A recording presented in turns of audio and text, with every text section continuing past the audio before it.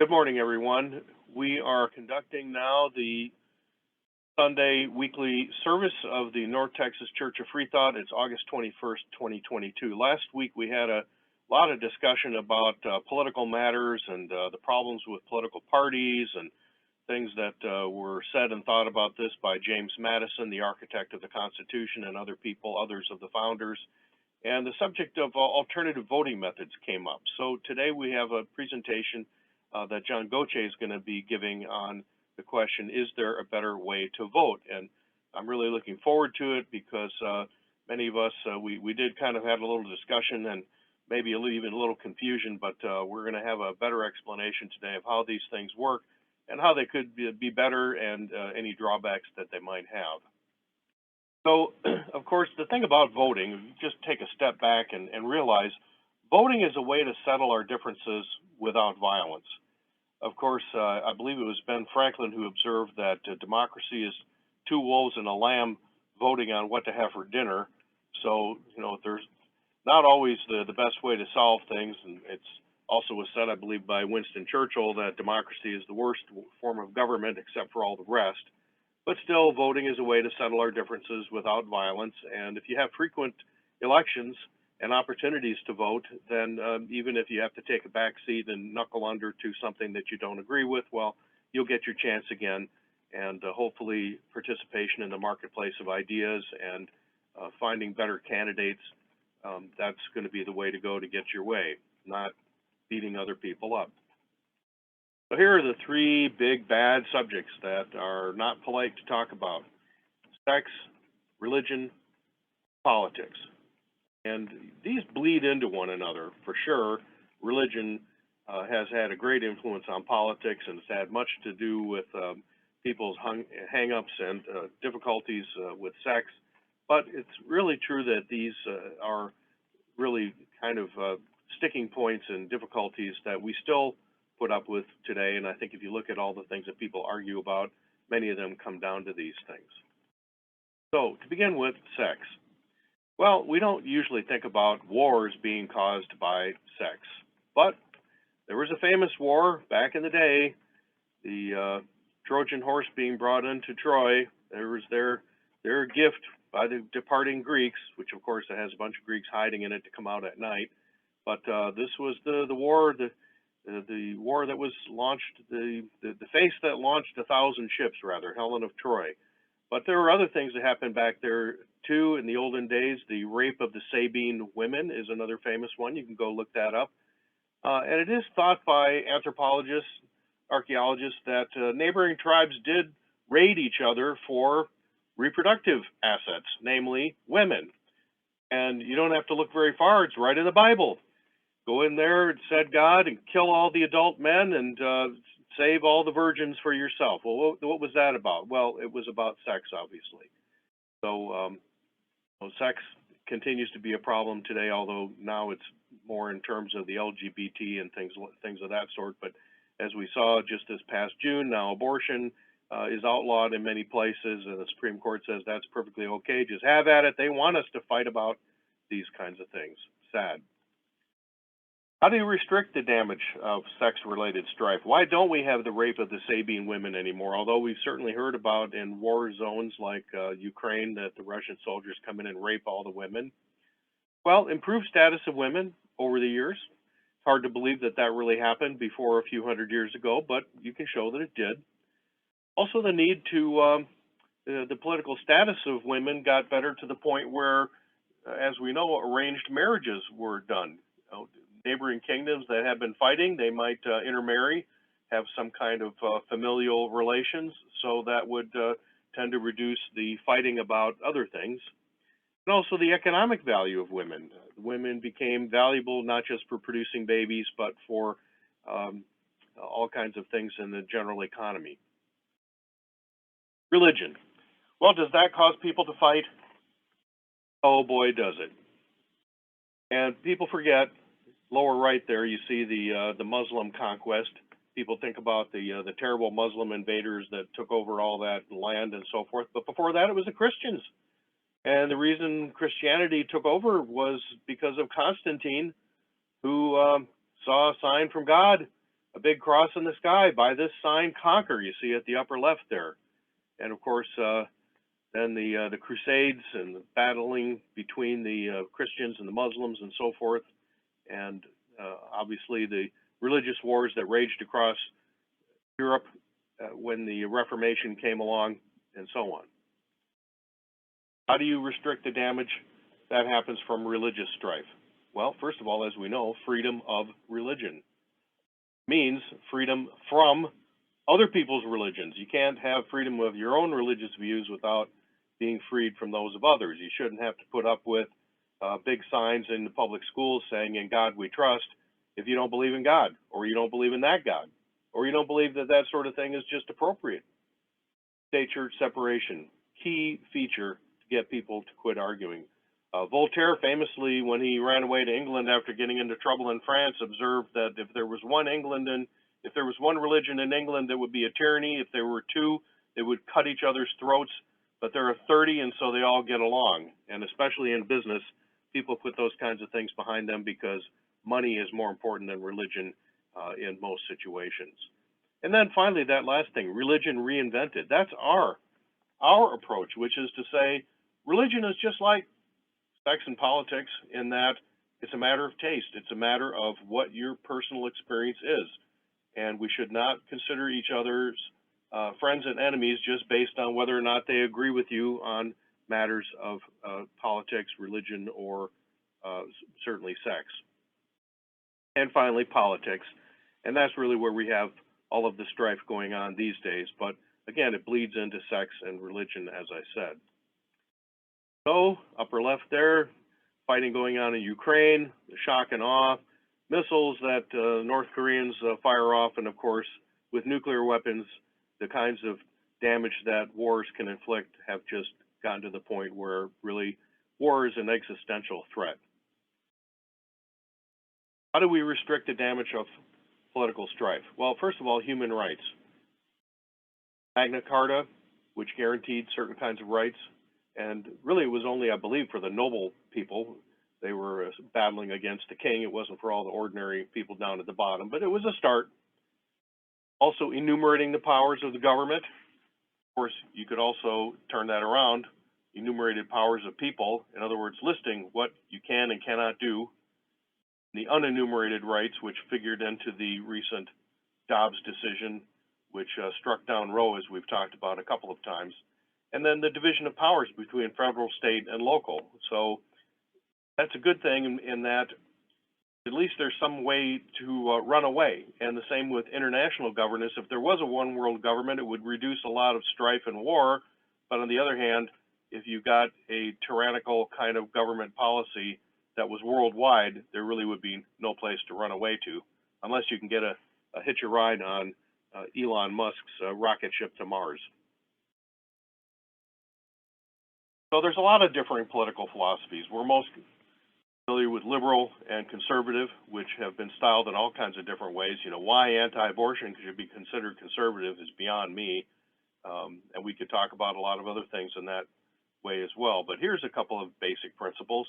Would you think about whether you'd rather live in a system where everything is permitted except what is prohibited, or a system in which everything is prohibited except what is permitted? And then you could turn that around and apply it to the government. Should the government be allowed to do everything except what is prohibited to it? Or should the government be prohibited from doing everything except what it is allowed to do? Lots of ways to argue this. Tomes and libraries written about political matters. So ultimately, the solution is agreeing to disagree, but how are we going to do that? It doesn't seem like we've been very successful in doing that. Learned Hand, brilliant American jurist, who never sat on the Supreme Court, by the way, but he was an appeals court judge. I believe it was 1944, and he gave a speech around the time of the 4th of July, and this was his observation. He said, "The spirit of liberty is a spirit which is not too sure that it is right. The spirit of liberty is a spirit which seeks to understand the mind of other men and women. The spirit of liberty is a spirit which weighs their interests alongside its own without bias." And you could really do a deep reading of this, and in particular, if you seek to understand the minds of other people, what do you do if you just simply cannot understand? Well, one thing you should do is come to grips with the fact that you just don't understand it, and maybe you will never be able to understand it, but you still must choose to live in peace with other people regardless. Otherwise, things come to fighting, and you can't settle very much by fighting. Well, you can, but obviously, as we even saw with our own Civil War, the war comes to an end, but the fight goes on, and people are, even the victors are undermined at every turn. So you have to find a way to live and let live. That's the real challenge. And the last presidential person that occupied the White House, of course, was a great source of division. But, you know, really the thing of it is the division was there already. And by the way, if you do a Google search on Trumpism, you get more than 3.5 million hits. And look at all the books and other things that have been produced by this. The sociologists and psychologists have jumped into the fray. This is not just one guy and how bad he is. It's a whole phenomenon. And it's probably worth studying it, and maybe we'll have a church service in the future at some time about Trumpism, not from the standpoint of saying, oh, this guy's a horrible person or he's the only one who can save the country, but just what is the guy's appeal? Why are there so many people that voted for him, even though so many other people feel that he is absolutely beyond the pale? What is going on here? We need to understand these things and not just react emotionally. And that brings us to, how do we do without our emotional response? How do we set that aside? Science fiction is a great source of artificial beings, and of course the Vulcans at the top left there, who found a way to control and eliminate their emotions. There's the Kalons at the bottom there from Seth MacFarlane's series The Orville, which riffs on Star Trek and a lot of other things. Of course, we've talked about this before too. You cannot really live without emotions, because if you try to live without emotions, you won't have any reason to do anything, because we all choose different careers, different things that we're interested in, and how can you choose that except because of an emotional response? But still, if you can throttle back, if we can throttle back our emotions and set them aside and realizing when our emotions are intruding, then we might be able to do a better job of coming to understand the minds of other men and women. Which brings us to free thought and our solution. Our solution is that thinking is more important than believing. If we find ourselves believing too hard in things, well, maybe we should back off of that and realize that all of our beliefs are provisional by nature, and that it's better to have doubt than to have faith, and it's even better to not know than to believe nothing than to accept or believe in what is wrong. We say religion is everything that science is not, because science is an understanding of the objective, public, reproducible, measurable, and falsifiable things about the world.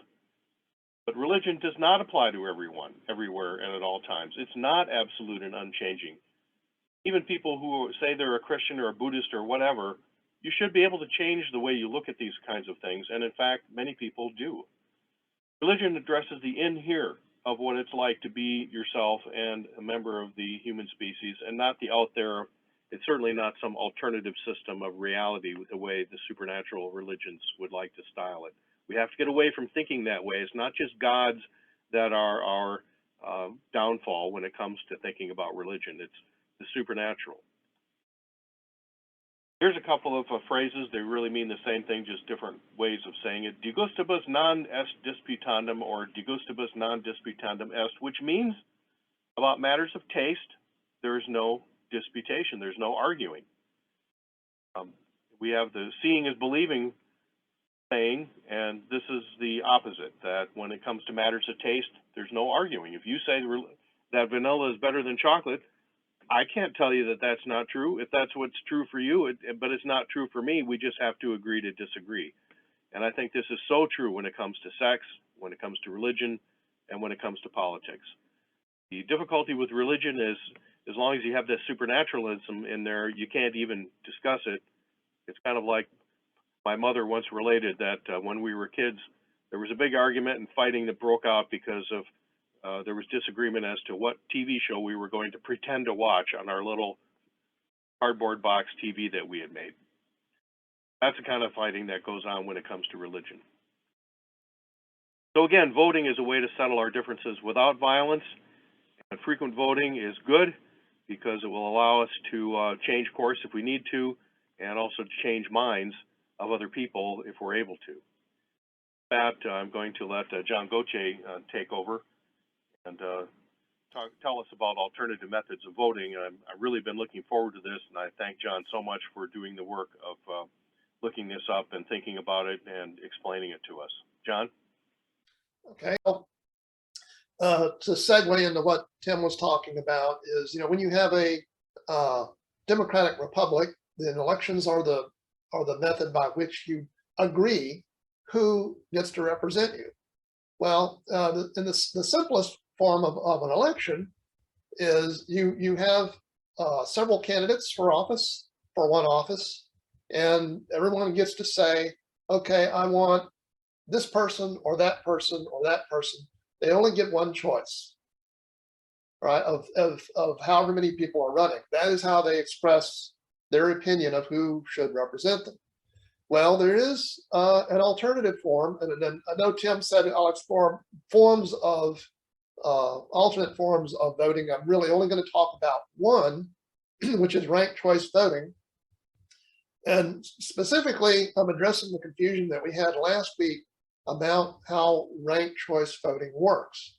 And what I'm going to do is I've set up a very small mock election that will kind of illustrate what it is that ranked choice voting is mostly what it's trying to avoid, but primarily how it actually works.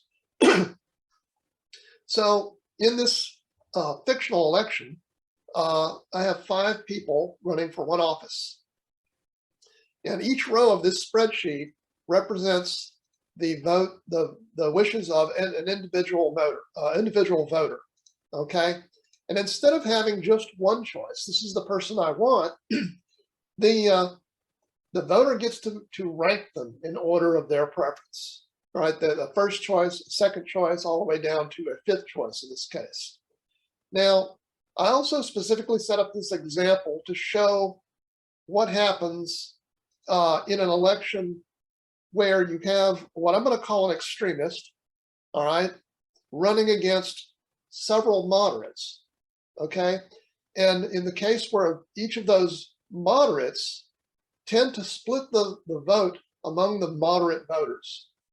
So in the end, what you really have is, and I could demonstrate this with a larger number of candidates, and it gets even worse. But in the interest of time, I'm going to keep it down to 5 candidates and show you what happens. All right. So in this specific example, I'm going to show you, in this case, if you just took the first choice of each voter, the traditional voting system, we see Jones has 7 total votes. Adams got several total votes. Wright got 6, Parker got 2, Green got 8. And Green won because Green had the most votes, the most first choice votes. All right, that's a traditional election system. But if you think about it, if all of these first 4 candidates are very similar in their views, this is not a very good way to represent the will of the voters, because what you get in the end is you get a person who was elected who the least number of people wanted. If you look over here in this last column, if you look at the 5th choice column, all right, you had, if you were to have a ranked choice voting system, all right, in this particular example, all right, there are 19 people, 19 voters out of the, what's the total, 30? Yes, 30 voters who said, this guy would be my last choice if I wanted someone to represent me. And then to some other extent, this Parker fellow is also got 16 votes in the fourth choice column. All right, so he's a little less desirable among the moderates, but you can see my point here is that in this particular election, you got an outcome that pretty much the most people didn't want. So How would ranked choice voting work? Well, as it is kind of implied here, you'd have, for each candidate, you'd have a ranking, and you list your preference in order. So voter 1 said, my first choice is Jones. If I can't get him, I'd like Adams. If I can't get him, I'd like Wright. If I can't get him, I'd like Parker. And as a very last ditch effort, Green. Okay. Also, I want to caution. I'm using the word extremist. I want to avoid the perception that some people might have. They might consider an entire party to be an extremist party. And I'm not going to mention names, but you know what I'm talking about. What I'm really trying to say here is statistical outlier. I'm trying, the extremist is off the curve, okay? The least common, if you will. So let's walk through this. Okay, so there's multiple rounds in ranked choice voting. In the first round, you tally up all the first choice votes. If any particular candidate gets over 50% of the vote, the election is over. That candidate wins. It's that simple. Turns out to work like a traditional voting system. So in this case, in the first round, nobody got over 50%. So you proceed to the next round. But before you do, sorry, I'm getting ahead of myself. What you do is you go, okay, among the candidates listed, who got the fewest votes? Well, the fewest votes for Parker. So in a ranked choice voting system, you eliminate Parker. And I'm going to spend a little time, bear with me, removing Parker.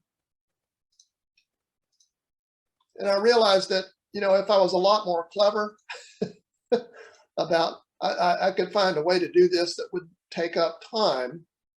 But hey, we got what we got here.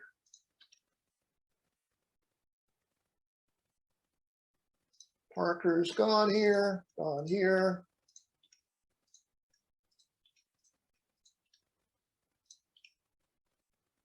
As you can see, as I'm removing Parker from the results,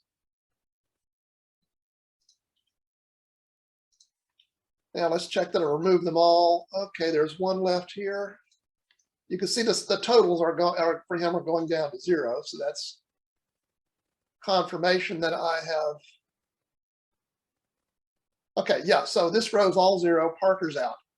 Now, in the second round, what you do is you take the second choice votes, or third or fourth or whatever, you move those votes up in position. All right, and I'm not going to do it for all of them. I'm just going to make sure that the second choice column and the first choice column are populated because it saves me time, but I could do it for all of them. So you can see this voter's, his first choice was Parker.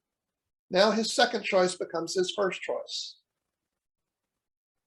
All right, so now the first choice column is completely populated again. So we're in the second round.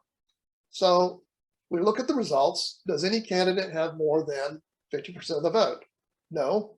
Jones has the most, but it's definitely not over 50%. So we repeat the same process as before. Wright has the fewest votes, so we eliminate Wright.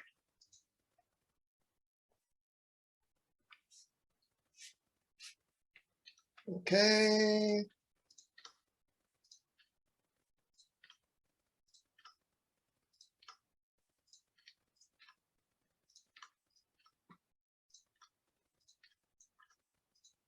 It's out of the third choice column.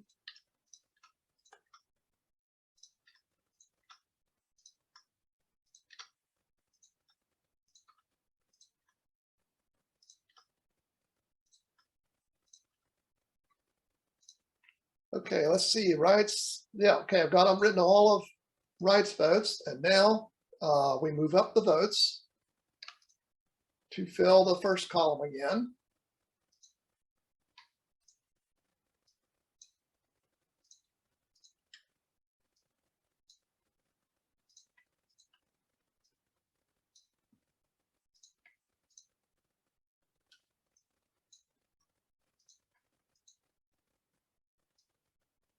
All right, and so now we look at the tallies again. So Jones is definitely moving up on the ladder, but out of 30 votes, 13, he's still not over 50%.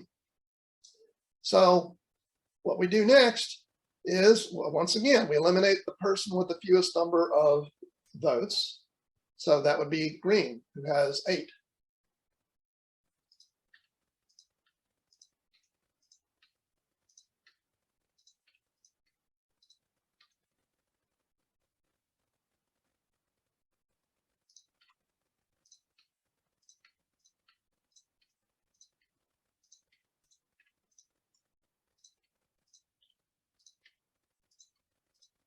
Okay, almost done here.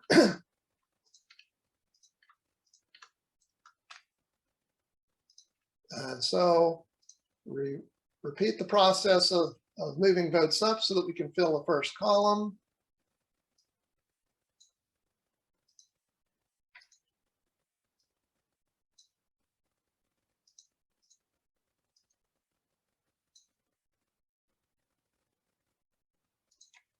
And here.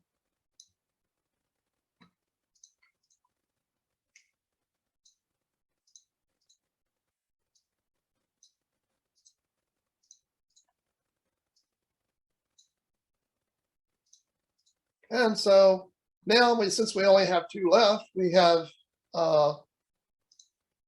Jones with 18 votes. That's over 50%. Jones wins. All right. So I want to point out here that I specifically set up this example to show how an outlier can win an election in which he's actually the, when you look at all the information available, he's the person that a lot of people don't want. What ranked choice voting does is it allows the voters to provide more information about what it is they want. In a traditional election, the amount of information you get to provide is you're specifying information only about one candidate, the candidate that you want the most. What the ranked choice voting system does is essentially provide you 5 times more information about what voters really want. So in that respect, it's a more representative system of voting. So with that, open to questions. Don, you might have some comments on anything that I missed. How does this differ from having runoffs? Well, if you think about it, a runoff is actually a primitive form of ranked choice voting. How does a runoff occur?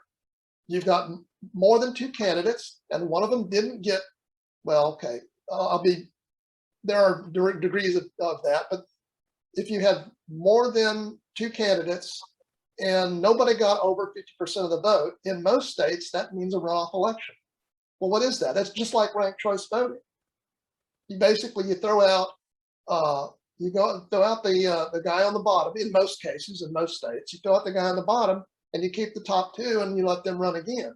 However, you're holding an entirely new election to have a runoff, and that's expensive. So in that respect, yeah, that actually is ranked choice voting, but it's very expensive and sloppy. I wonder what you asked me the question, John. I think you asked it to me. I think the easiest way to understand this is that from the standpoint of an individual voter.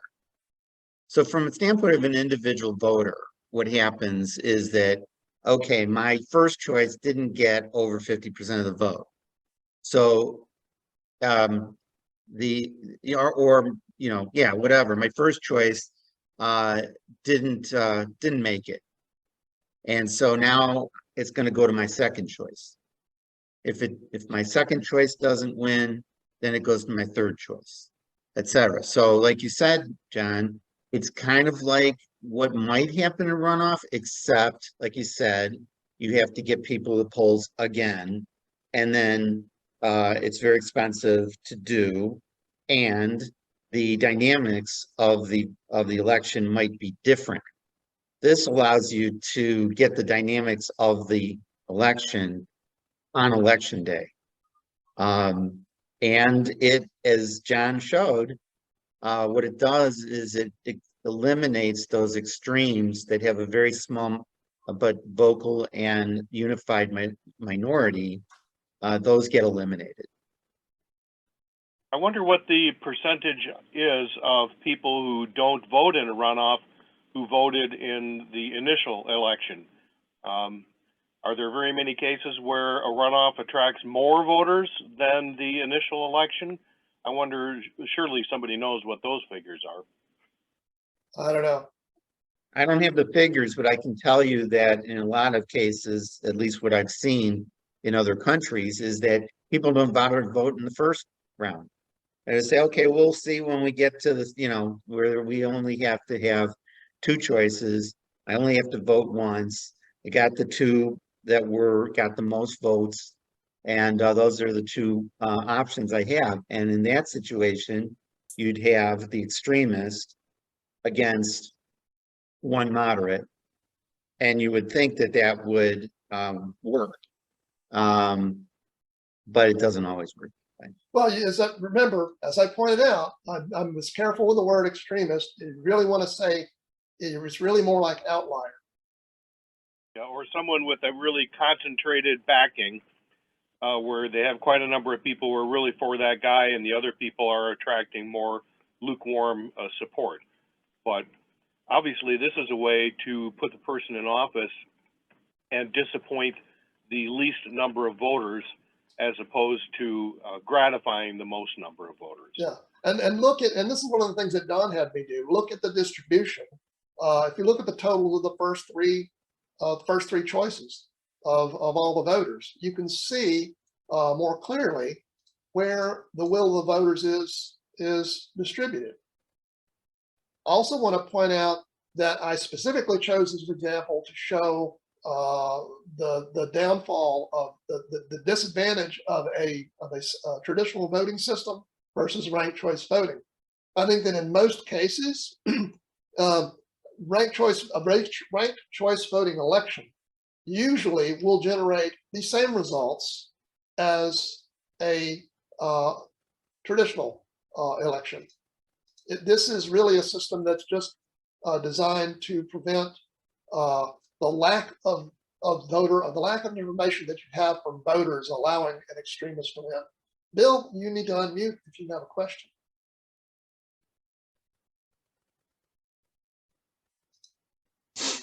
Yeah, at least in city elections, runoffs don't attract very many people. So we don't get many people to begin with, but you know, once we have a runoff, we get fewer, and they can be. I mean, the last one came down to one vote. Initially, after the recount, I think it came down to 5 votes. So, has anybody heard of the Hugo Award for science fiction literature? Yes, it's an award for, I think, short stories or something, or maybe novels, short stories, all kinds of science fiction categories. So WorldCom runs that, and it lets its members vote on the nomination.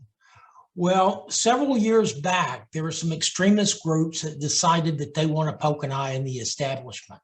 And so what they did is they put out a block and told their followers, vote only for these nominations, which were things that normally wouldn't get nominated. And so when it got to the actual convention, they had a ballot that had a lot of what most Hugo attendees thought were kind of low type of things to vote for. So what they did, what WorldCom did to cure this, because everybody else was out voting, one guy would vote for A, and another guy would vote for B, and another guy would vote for C. And the WorldCom people are the what they call sad and rabid puppies. They would all vote what they've been told to vote. whether they read it or liked it, no matter what. They were just voting to poke the establishment in the eye. So what happened at the actual convention is there was all these works that had been dominated, and people voted just to award nothing. So they voted no award. And so that was kind of embarrassing to have a convention and have nothing awarded, because it was better to vote no award than to vote what showed up on their ballot. So what they did to fix that is ranked choice voting. And when they did ranked choice voting, all of that went away, because it didn't matter if you put out your block or not. You could get some consensus from really the majority of the sci-fi, the real sci-fi fans that were not just voting on politics. And that's what they did. So they used ranked choice voting, and that's how that came about. They, the rabid puppies and sad puppies actually run that convention, and they took it back using ranked choice voting. It seems to me that you could look at polling data and look at past elections, not the general, but let's say the primaries for U.S. president, for example, and you could calculate what the outcome would have been had you used ranked choice voting based on the support of these different candidates. Although generally, of course, they're just asking people, well, who do you favor? But I wonder if anybody's looked into this. It's interesting to think about real world outcomes. What would be different today had ranked choice votings if ranked choice voting had been used to select presidential candidates, for example? Yeah, that would be interesting if doing it on polling data and seeing whether, for example, would Donald Trump have won the Republican primary? Exactly. And here's the thing: is in presidential elections right now, ranked choice voting wouldn't change anything. Problem is you've only got two parties that are dominating the entire field, and even though, yes, you do have other parties out there running, but they're so minuscule in terms of their support that it effectively is just a two-party election at the current time.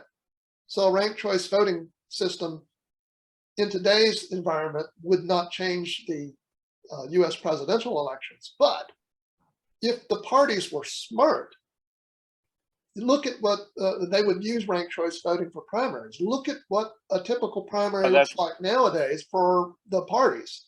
You've got 20-something people running. And that could change who the candidate ultimately is, and that could change the result of the general, because you might have two people against each other who never would have been running against each other under the present system. Right. When you have increasing numbers of people in the primary, candidates in the primary, the chances that you have the vote split to where only the extremist win goes up. Leonard, right. You're on mute. You're on mute, Leonard. Here. Oh yeah, well, one comment or question is, aren't there variations on ranked choice voting? Is it really true that there's not true, is it, that there's just really one variation of this, is there? And the other is, if I could just comment, my concern about this, and it's probably just that I can't quite get my head around how it works, and maybe I need to spend some time with spreadsheets, but in theory, at least, you could have your second choice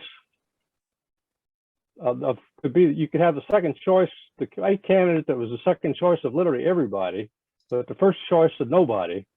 So that in that scenario, the obvious winner should be the second choice, but he would drop out in the first round because nobody wanted him as first choice. Well, there are multiple types. I didn't get into it. I wanted to keep it simple, but now you could get into, hold on, cat, get off my table. Hold on, I got a cat where you should not be. I think he went off into space somewhere in the star there.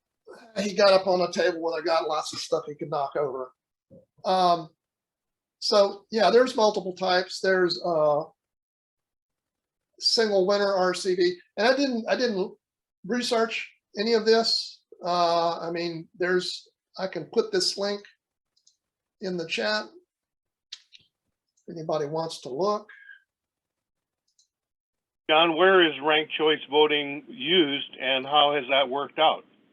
It is used in Maine and Alaska in general elections.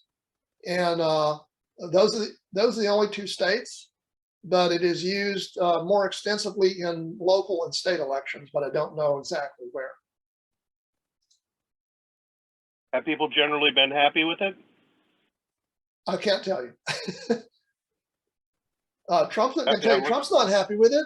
He thinks it's rigged elections. He said the Alaska ranked choice voting election was rigged. The primary was rigged.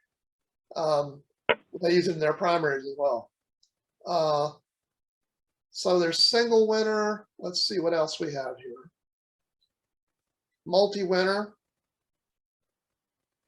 So the outcome could put multiple candidates, which might be like city council might use ranked choice voting to elect their council members.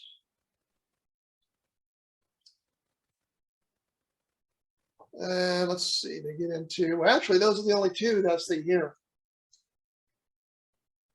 And I think there's also probably variations of the rules. You know, what do you do when somebody doesn't provide a choice? You've got 5 choices and they only do 3. I don't know. That part I have not looked into. So what does a ranked choice ballot look like?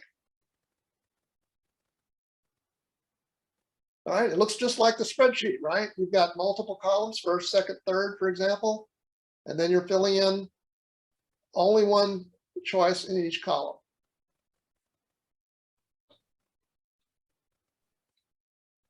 Let's see.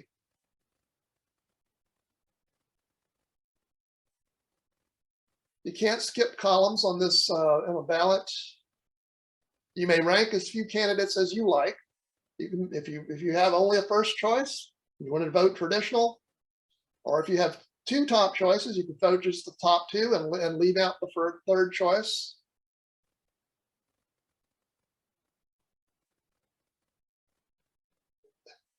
Chocolate wins.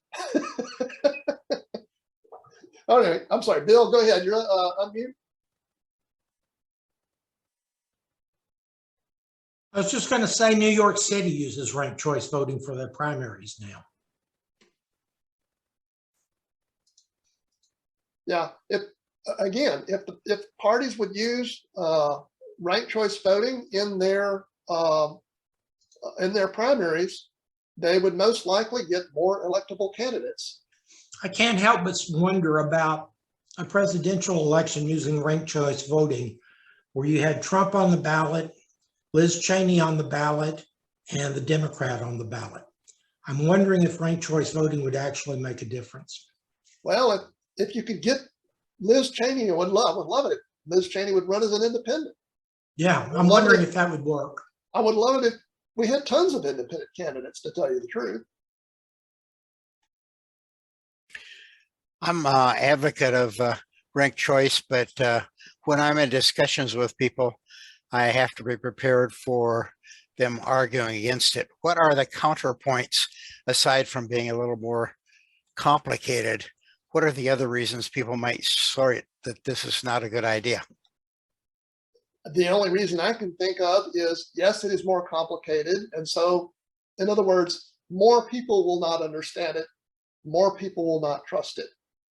That's the only counters I could really think of, because when you talk about it in terms of, and this is the way you convince them, you say, well, you can provide 5 times more information about what you want and what you don't want than if you voted in a traditional voting system.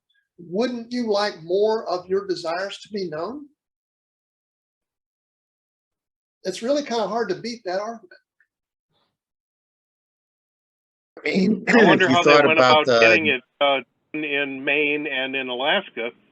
How did that come about? Did the legislature just put it in, or was there any kind of groundswell?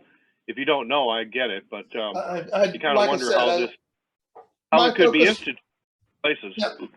yeah, my focus on this presentation, the preparation has been just to demonstrate how it works. So I haven't really delved into that more.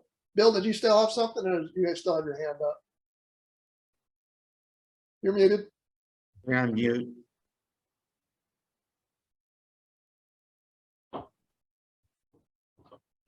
Oh, okay. He lowered his hand. Anybody else?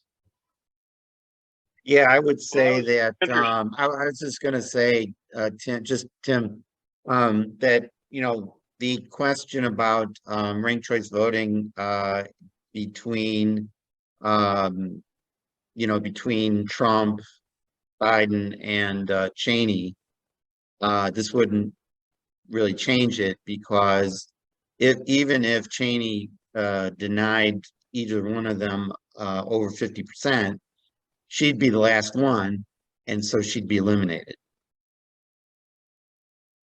Well, Yeah. yeah, There's I an, mean, there's that's an, speculation, maybe. there's another But, way to. I'm sorry. Go ahead, Tim.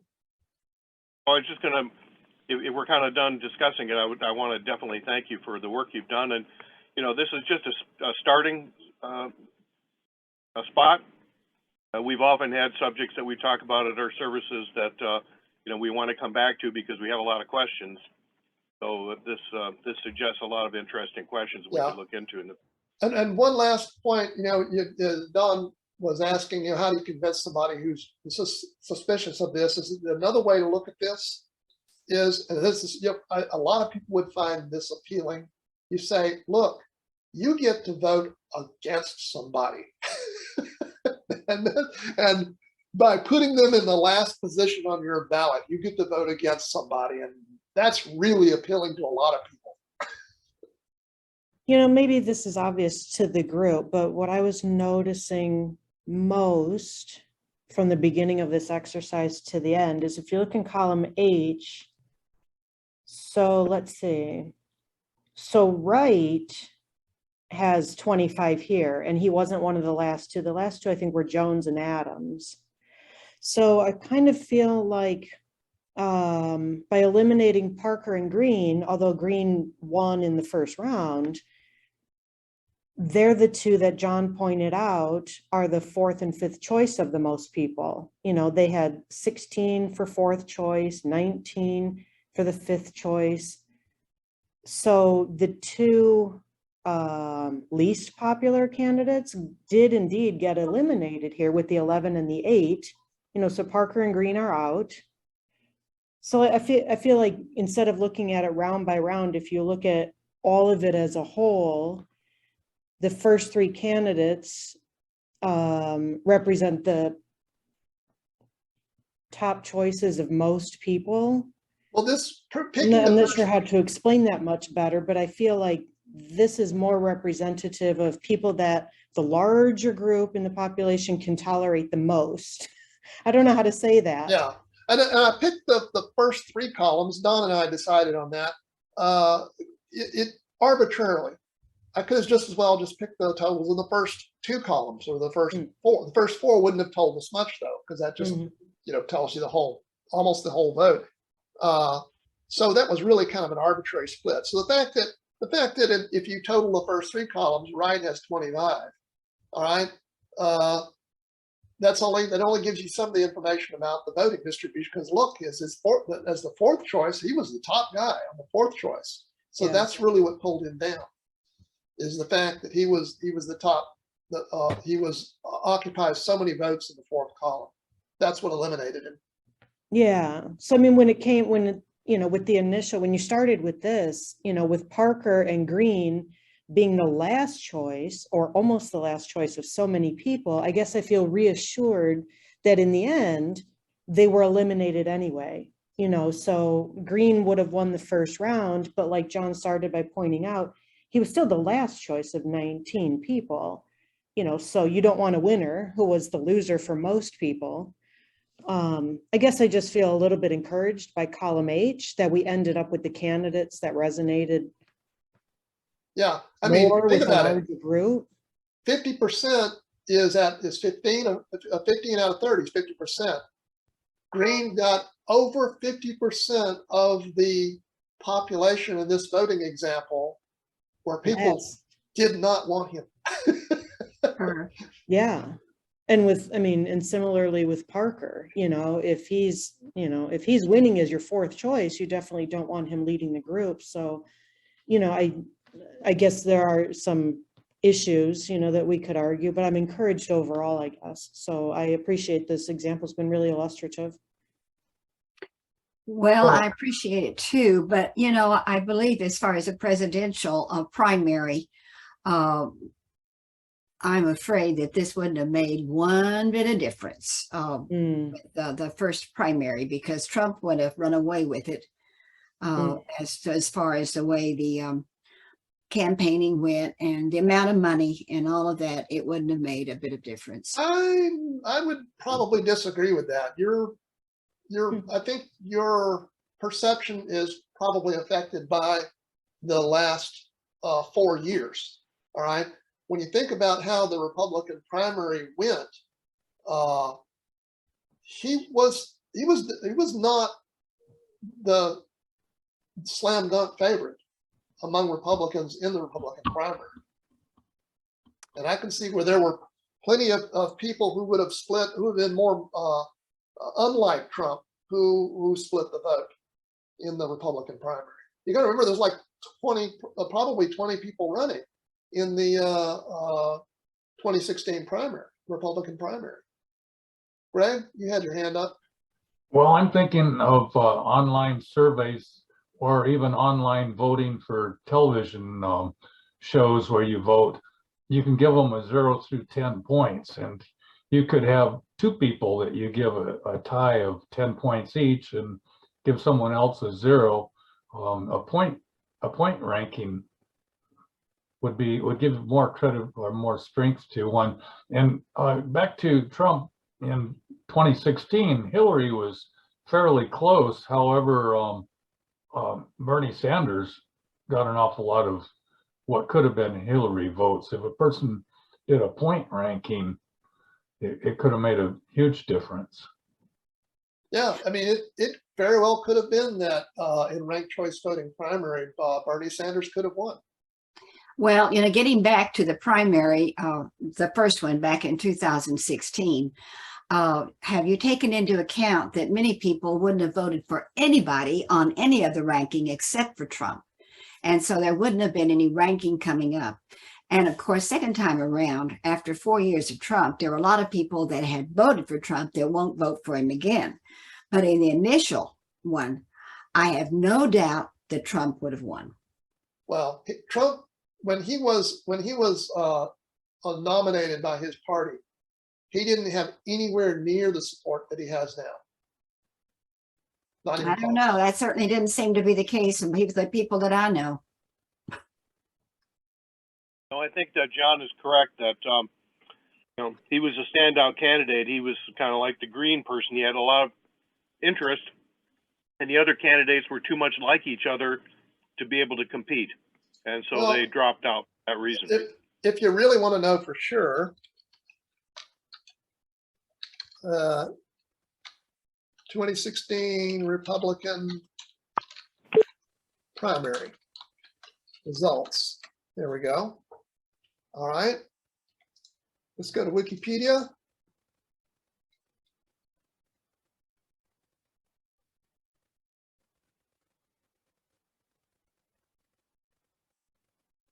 Okay, so this is hard total delegates, popular. What's this last one? I need to shrink my screen somehow. This one is, there's a popular vote. By popular vote, Trump got 44.9% of the vote. Cruz got 25.1. Ugh. So yeah, he probably would have, when looking at this, if you're looking at popular vote, he probably would have won in a ranked choice voting system. But it's hard to say, because once again, you don't have any information about how many people, how many people absolutely didn't want him. But yeah, he probably would have won the primary anyway. Again, keeping it as simple as possible. Does anybody know how many ranks there were in the places that it's being used right now? Is it just 3? How many, do we know what, I'm sorry, could you How many explain? voters did you, how many voters did each, how many, How many like, was there, columns? how many people did you vote for? Right, so was it 3, 4, 5? How many choices did you have? Is the question, I think. Am I stating that right? So you're saying, if you wanted to say, look at Maine, the Maine recent election in Maine, what were the distribution of votes? No, Or how many candidates were there? You want to know how many candidates were there in the Maine election? How many choices did you get to make for each candidate? One. Or for each, I mean, It's a for each office, I mean. It's a ranked system. If you have 5 candidates, you have 5 votes. You have 5 ranks. You put them in order. 1, 2, Well, 3, 4, not 5. necessarily, John. You could have 13 candidates and then you're allowed 3 choices, first, second, and third. And then your guys, most of them will probably drop out in the Well, first what round. you're asking is, are there variations in the system where if you have a large number of candidates, the ballot has fewer than 13 ranks? Is that what you're asking? Yes, I don't know. I think that's how it works in Alaska. 3 is a good Oh, number yeah. as far as I can see.